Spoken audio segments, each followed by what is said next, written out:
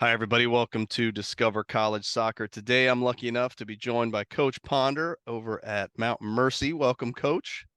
Thank you. Thank you for having me. I appreciate it. Yeah, thanks for being here. Well, you are in Cedar Rapids, Iowa, and you've been at the helm, I guess, about 6 months now, huh? That's right. That's right. Now it's nice because the weather's warmer, so I'm enjoying a little bit more. Well, there you go. Well, I'm down in Florida, so I have like 3 days a year where it's not warm, um, but anyway, so we're talking here. It's June, middle of June. I'm sure you've been hitting the recruiting trail hard in your spring. So can you just give me an idea what your recruiting calendar looks like, what your preferred timing is? Are you hardcore 24s or are you still looking at 23s? What does it look like as someone who takes over a new program or takes over Yeah, a program as a new coach? absolutely. So when I took the job, it was a lot, trying to get as many people as you can, trying to, build the program back. Now it's a little bit more relaxed. We're pretty much done with the 2023s. We have a good group of girls coming in. I mean, I'm not the type of coach that's going to say the doors are closed and I'm done. Yeah, I don't think that would be shooting myself on the foot. Yeah. So I'm open to it, but pretty much done with 23s. We're really focused on 24s and 25s right now. The beauty of coaching women, women likes to be ahead of it. They don't leave things last minute most of the time. So actually, we have a lot of 24s and 25s. They're ready to commit, and ready to pull the trigger. So with that being said, we're pretty much done with our 23s, looking to pick up a couple more as we have varsity and JV. So our roster is pretty big, but focusing more on the 24s and 25s. I would like to in the summer, I still do some recruiting. The fall is not going to be happening since our season, but I try to keep myself ahead of the game as well. So when the spring comes, it's not like when I took the job, you're trying to do all your recruiting at once. I try to kind of balance out and do a little bit by a little bit. That makes sense. Well, you mentioned roster size. So with the two teams, what's the total roster size look like that you're Yes. trying to get to? About 30, 35 players. Hmm. That would be ideal for me. It's not huge, No. maybe as we progress and grow in our program, we can have more up to 40. But as of right now, we're looking to 30, 35. Okay. No, that's not bad at all. Well, you mentioned hitting the recruiting trail. So, uh, what are some of the events that you like to visit and see players and where do you like to go when it comes to recruiting? Yes, I'm really learning because I've been most of my coaching career in the South, so in Tennessee, around that area. So I'm new to the Midwest, so still learning a lot of the events around here. We have a big one in Las Vegas, is the Las Vegas Showcase. That's one that we're gonna be hitting. There's a Gretna one, and we're just by Chicago, and Chicago has a ton of events that people come all over pretty much the world. There's some international ones that are there as well. So that's the area we're staying around here. Those are the main three areas that we're looking to is just Las Vegas, the Gretna event, and Chicago.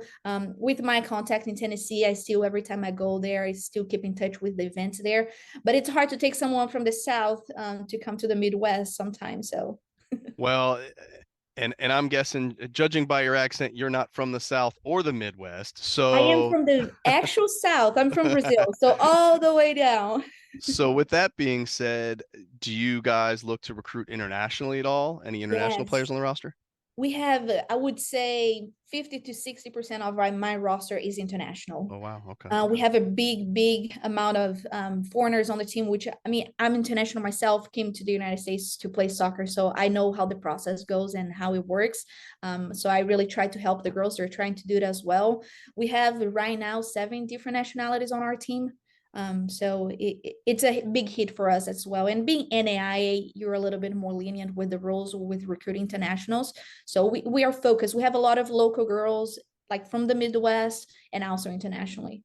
Okay. Well, whether it's international or domestic, what are you looking for in a player? What is it that makes you want to say, okay, come join our team? Man, work ethic is huge for me. People that want to win and want to put the work in, being good and being successful doesn't fall in your lap. Everybody that being an athlete, you know how it goes. So what I'm looking for is for players that just want to go after, I always tell my recruiting process, if you're not willing to give 1000%, I don't want you. And it's just me being very blunt and honest with them. um, Also good people. I think soccer is huge, and this is my job, right? I want to win. I want trophies, I want rings, I want all of that stuff.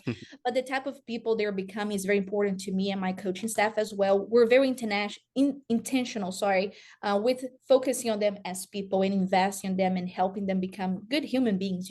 Soccer will end for everybody at one point, so who they're becoming is very important to us as well. So can we win and also avoid the drama and be a good group of people? That's what I'm looking for. And if a player fits the mode, that's who I want here. Okay. Well, let's talk a little bit more about the school. I'm sure there's folks out there not familiar with Mount Mercy.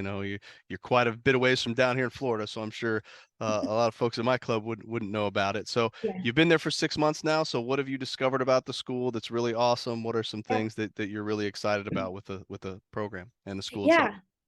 Mount Mars is a great place, honestly. One, we're in Cedar Rapids. I know people don't know much about Iowa. I didn't before coming here. I had to do my research, but we're actually the second largest city in Iowa. So Des Moines, the capital, is pretty big, and then we are at a pretty good sized town, which makes Mount Mercy more attractive. We're not in the middle of nowhere.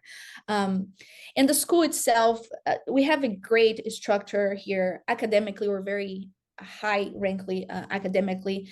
Our nursing programs and medical field, it's pretty big, as we have a couple hospitals like a few miles from us, which attracts a lot of nursing and PT, all of that. So Mount Mercy, we're probably 5 minutes from downtown. So if you go to the top of the hill, you can see downtown from our campus, which is pretty sweet. And of course, we are a couple hours from Des Moines, a few hours from Chicago. We're at a very good location when it comes to that. The school itself, I've learned a ton. Our athletic facilities, I would say, I know I'm biased, but the best in our conference. We have a great sports complex here. It's when people come to campus, that's usually like a huge deal breaker. People are like, oh wow, this is super nice, and I want to come here. The school invests in athletics quite a bit. About 70% of our student population are athletes, so that's very good. The school knows the importance of athletics, and they invest a lot in it, so that's good. Now it's like to mention this on the recruiting process. If anybody knows anything about IO, it's because it's cold. Everybody knows that fact about it. So our school has a huge perk to it. We have underground tunnels that connect all the buildings. So during the winter, the kids don't go outside. They just take the tunnels to go to class and to buildings, which is super cool. Me being from Brazil, I'm like, if I went here, I'll be on the tunnel 24/7 in the winter. Yeah, Yeah. it's a little different cold. I grew up in Ohio, so I It's can different, man. It's yeah, different. The cold here, like it hurts. It's like that. yeah, yeah, for So it's sure. awesome. It's a cool environment for sure. Well, good. Well, obviously, when kids are coming to school, it's about soccer as well as the academic side of things. So, can you just discuss how your student athletes really balance the draws of the school as well as their sport, and what kind of support systems does a school offer to help them be successful on both sides of that? Man, it's so important. We are at a small school, which I find very helpful when you're a student athlete. We have about 1,700 students on campus, not a lot, which makes your classroom size smaller, which makes more personable with professors. Like I mentioned just a second ago, majority of student population are athletes, so the professors are really used to dealing with athletes and missing classes. You go miss class for training and games and traveling. So we have a very good support system here. We have tutoring for free. We have me as a coach and my coaching staff. We do a lot of study hall as well. So the school itself require every freshman to go into study hall. That's just to help them transition from high school to college. It can be demanding and overwhelming, to be honest. So we have that. But as a coaching staff, I have a GPA goal that I require all my girls to hit, and if they're below that, I do a little bit more on the academic end, as far as requiring to do tutoring instead of an option, and really keep in touch with the professors. I mean, you call student athlete for a reason. It's not an athlete student. I want them to succeed on the field, but I also live here with a degree and be able to get a nice job. So we're very, very intentional about our academics, and the school itself is very well. Okay. Well, I know you haven't had a full season yet, under your belt, but let's fast forward a couple months. Can you walk me through what you see a typical week looking like for your student athletes in terms of, winter meals, classes, practice times, games, get cadence, all that kind of Yeah. stuff? What do you think it's going to look like for them? Yes, well, I can tell by I was a student athlete, right? So it's gonna be very similar wherever you go at this level. During the season is very very taxing, it's very, it goes by very fast. That's the reality of it. You wake up early in the morning, you have your breakfast, and you go to class all day, and then in the afternoon you have your training session for about 2 to 2.5 hours. Now at this level, you play 2 games a week, so the only day you have off in our conference it's Sunday. So you training or playing games every day.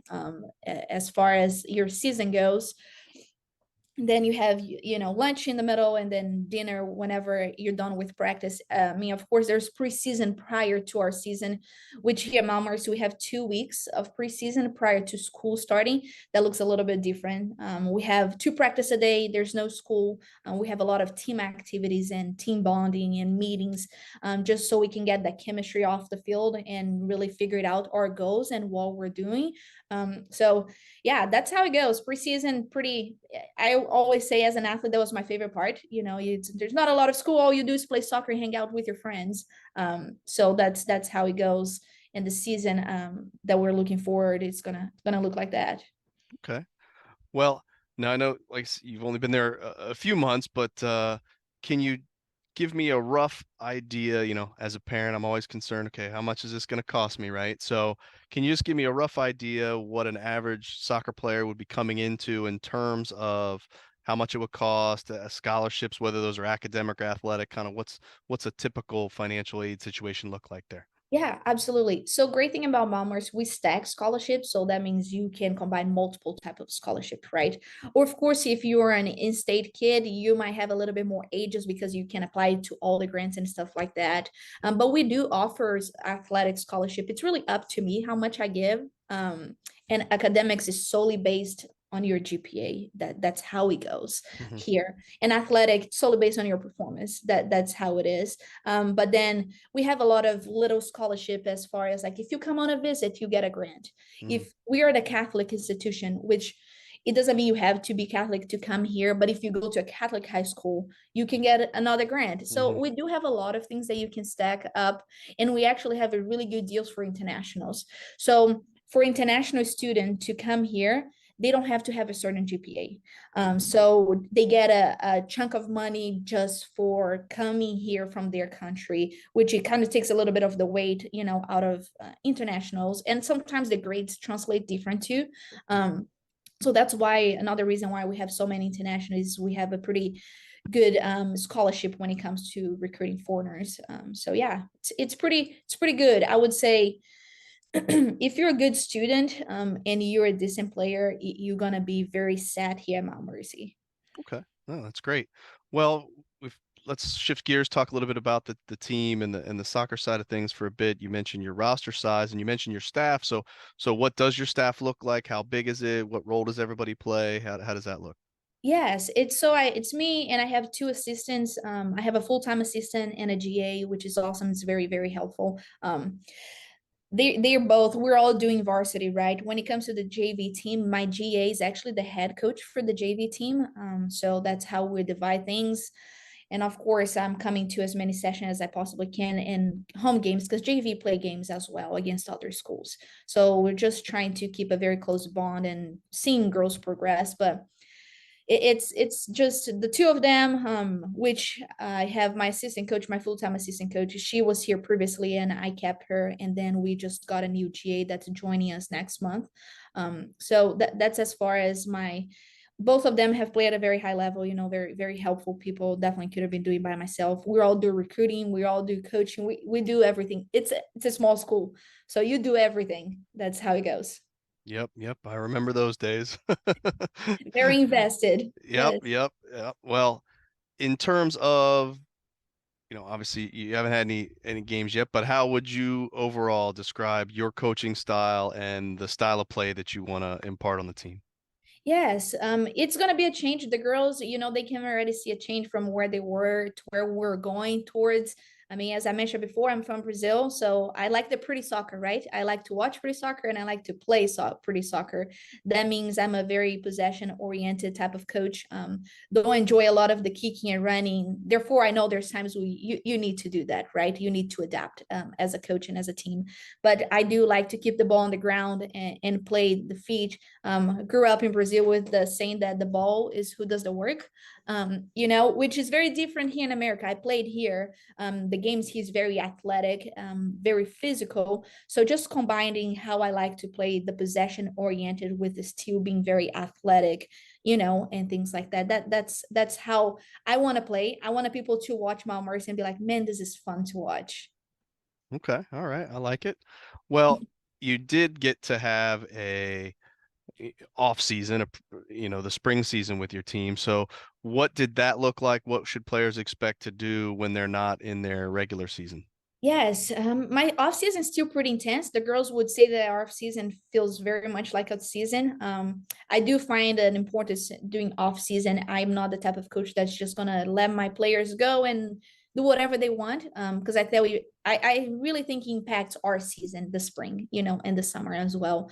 So we played 4 games, and we won 3 of them. So we made quite a bit of progress. It was really good. Really intense. If you talk to any of my girls, they would say coach is intense. That's the word that would probably describe me. Our off season, we still train 2 days a week, sometimes with lifting and with ball work in the afternoon. I try to give them goals and hold the bar very high, so they approach each other and know where we want to get. So yes, my off season, I try, as a coach, we're all intense. We want to win, we want to progress. But I try to also understand that the spring is a time that they're gonna work more, and they're gonna take harder classes to try to catch up and things like that. So I try to balance out. Sometimes my assistants have to tell me, hey, we need to give them a day off. But I'm open to it. I'm very open, and if we have to change, we'll change. But the spring, that's how it looks like for us here at Mount Mercy. Just getting ready. I always tell the girls, I feel like it's an ongoing thing. So in the spring, you shouldn't be picking. It's not our season, but you should be progressing and getting better. So when the fall comes, that's when you hitting the top, right? Because that's our season. So that's how I see it. Spring comes, you're going up, up, up. Summer, fall comes, you're peaking and at your best form. No, I love it. I love it. Well, coach, I always like to end these with the same question, and that is, if you had one piece of advice, one nugget of information that you want to impart on any family players going through this college recruiting process, what would that be? Yeah, I would say don't be so fearful. I feel like kids come in thinking this is something out of the world, like so afraid of it. It's very doable. Playing and going to school is very, very doable. And honestly, most of it's fun. It's probably one of the most fun 4 years of my life. It's being that and making a friendship and enjoy yourself and getting a degree. So I would say for families, just like don't be afraid to ask questions and go after it. That's what we coaches want. It's really hard on the recruiting process when parents are not engaging or the kids are not engaged and you constantly have to chase them. It's like just ask questions, be comfortable with the process. Most coaches sitting in my chair have gone through the process themselves as a player. So just understand that we know what it takes and how it goes. And if we're recruiting, it's because we see something in you different, right? So just telling the kids that, yeah. Okay, awesome. Well, coach, wish you the absolute best of luck in your first full upcoming season. And if you do make it down to Florida for any of the big recruiting I was events, just there 2 weeks ago. oh, where'd you go? I went to Fort Myers. That's where some of my family. Oh, that's great. It's just about I was actually in Fort Myers last week myself. So, Where are but you I'm in located? Bradenton, Oh just a yeah, little bit north. Yep. yeah, So we get a bunch of recruiting events down here, ECNL and stuff over at IMG and stuff like that. So, absolutely. all right. Well, coach, best of luck and thank you so much for joining us. Thank you for having me. Have a good one. You too.